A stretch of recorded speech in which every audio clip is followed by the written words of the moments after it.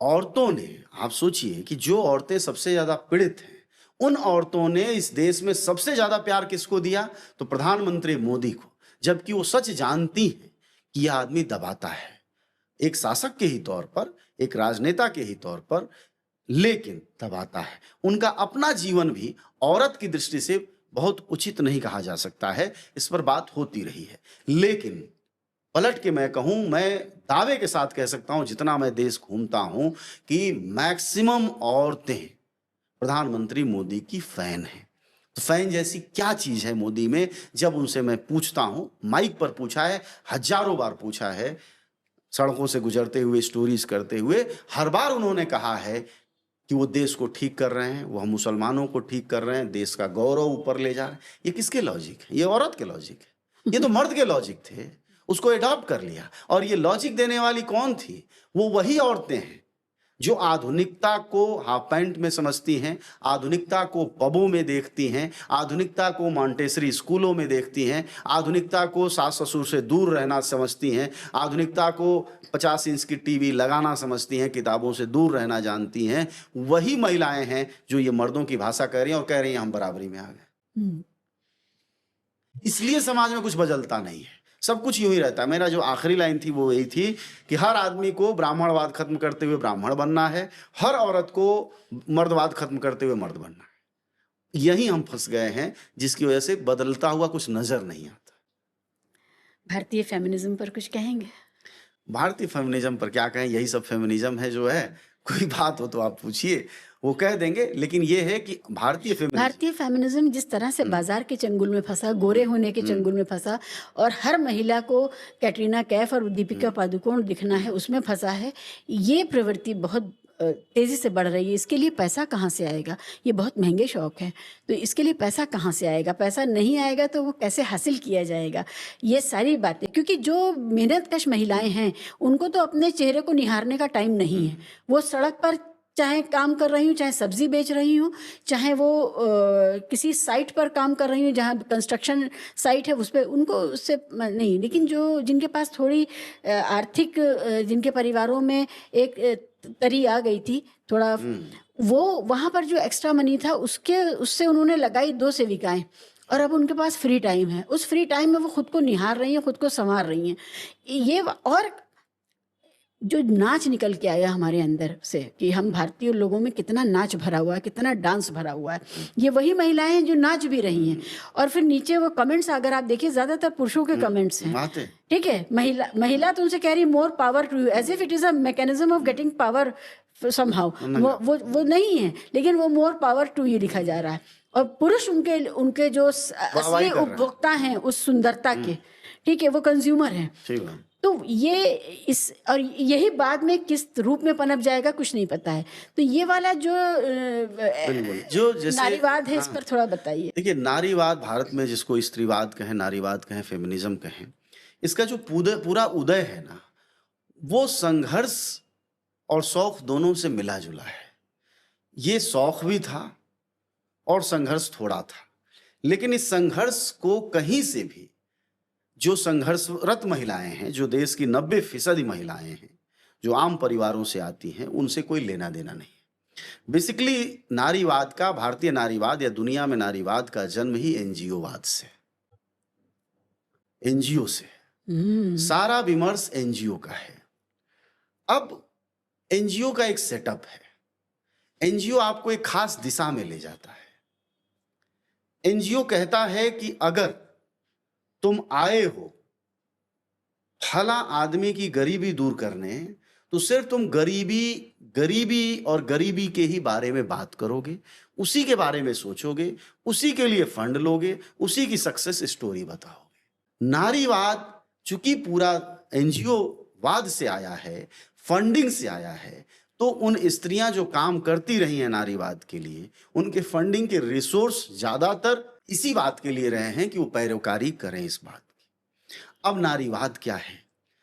अगर सजना संवरना नारीवाद है, अमेरिकी जैसी महिलाओं या यूरोप जैसी महिलाओं को देखना नारीवाद है, तो ये तो शौक हुआ ना आपका व्यक्तिगत। आप रहना चाहते हैं मॉड, इसमें क्या बुराई है? आप बॉलीवुड की हीरोइनों जैसा देखना चाहते हैं, हॉलीवुड की, तो आप देखिए क्या है। ये नारीवाद नहीं है। मतलब वाद का मतलब इसे दलितवाद है। तो दलितवाद में दलित सशक्त हुआ। इस नारीवाद में नारी सशक्त जैसी चीज तब होती है जब नारी बदलती है। ये बहुत आत्म केंद्रित था हाँ, सजना संवरना। मतलब यही कह रहा हूं। दूसरी, इसमें एक बुनियादी फर्क है। नारीवाद 24/7 सजने संवरने की बात करता है। संघर्षशील महिलाएं या पुरुष मौके पर सजते संवरते हैं। एक आम महिला, जैसे किसी की पत्नी हो, प्रेमिका हो, वो हर वक्त क्यों सजेगी संवरेगी? जैसे एक सामान्य ड्रेस में कपड़ा लत्ता पहना, अपने ऑफिस गई, लेकिन हर वक्त इधर से नाक में, इधर से मुंह में और अजीब अजीब कपड़े पहन के, यह जो नारीवाद है, इससे आप किसी को आकर्षित करती है ना। ये कौन सा वाद है?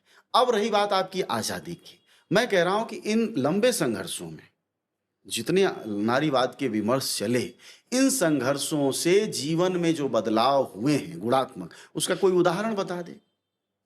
महानगरी है दिल्ली, आज से 30 साल पहले भी औरतों को रात के 9 बजे के बाद निकलने लायक नहीं थी, और आज भी नहीं है।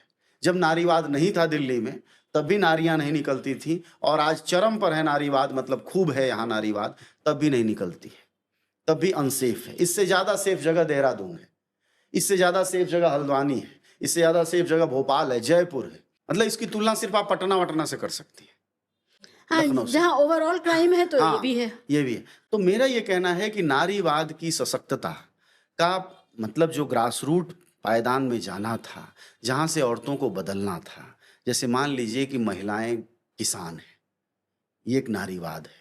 महिलाओं को किसान का दर्जा मिलना एक नारीवाद है।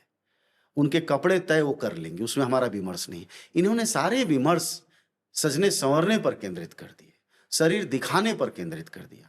तो ये बाजार को सूट करता है। ये अंग्रेजी के TOI मतलब अंग्रेजी के अखबारों के क्या कहते हैं, पेज 3 को सूट करता है। ये गुड टाइम्स को सूट करता है, कॉस्मेटिक इंडस्ट्री के लिए। कॉस्मेटिक इंडस्ट्री को सूट करता है। अब इसको आपने कहा स्त्री मुक्ति है, नहीं, ये एक बाजार की दी हुई चीज थी। चूंकि आपको एनजीओ में फंडिंग मिली, तो थोड़ी आपने ग्रास रूट की स्टोरीज भी की। और ये महिला किसानों का जो नाम है, ये भी एनजीओ का ही दिया है। लेकिन हमारा कहना है कि इस पर काम होना चाहिए, औरतों को सशक्त होना चाहिए। गरीबी में मेहनत सभी कर रहे थे, मर्द भी बाकी और तो स्त्रियां भी कर छोड़िए, रही थी। नारीवाद ये हो जाता कि औरतों को ढंग से सड़कों पर खड़े होने का अधिकार मिल जाता, औरतों को चाय पानी की दुकानें मिल जाती।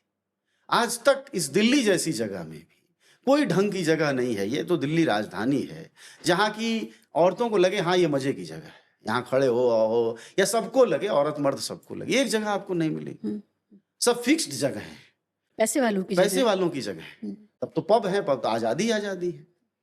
तो ये नारीवाद की सीमा हुई, और नारीवाद की सीमा सिर्फ इसलिए हुई, और सिर्फ नारीवाद की नहीं, कभी आगे बात करेंगे, समाज सुधार की भी भारत में इसीलिए कोई बेहतर पहल नहीं हो पाई, क्योंकि सारे पर एनजीओज ने कब्जा कर लिया, और सब कुछ एक डायरेक्शन में जाए। जैसे मान लीजिए आप हिंदी साहित्य का एनजीओ खोल दें आप, तो आप फिर साहित्य की ही बात करेंगे, और भी एक खास तरह के साहित्य में भी एनजीओ आया स्त्रियों और दलितों के उद्धार के लिए, वो भी एक खास फोकस पर आया। नारीवादी साहित्य पर भी अगर हम जाएं तो ज्यादातर चीजें संबंधों को बिगाड़ करके रास्ता ढूंढ रही हैं।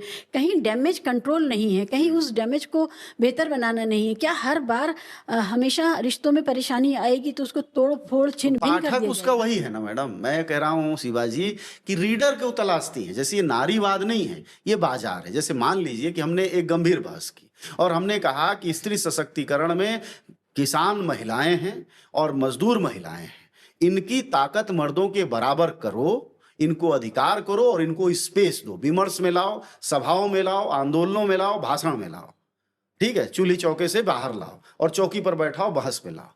तो कहेंगे ये बोरिंग टाइप ऑफ स्त्री विमर्श है, डिस्कोर्स। बाजार इसको नहीं एक्सेप्ट करेगा। लेकिन यही स्त्री विमर्श क्या है साहब, फलाने के साथ गई तो उसके साथ संबंध बन गए तो बात आ गई, फिर वो धोखा दे, ये कौन ये सी रोना कहानी? गाना ही है सब कुछ। अरे मतलब ये हिंदी के ही पाठक का रोना गाना है, ये बात भी नहीं रही। और कभी नेचुरल समाज में नहीं था। नेचुरल समाज जो आज से 30 साल पहले गांव में था, उसमें ये बहस नहीं थी। कौन किसके साथ गया, कौन आना जाना लगा रहता है, जीवन का हिस्सा है। पकड़ में आ गया तो उससे मारकाट हुआ, नहीं पकड़ में आया जीवन चलता रहा। तो पकड़ में आ गया, आज भी मारकाट कर लेते हैं, यही तो हुआ। आज भी कोई पकड़ में आ जाएगा तो मारी काट होता है।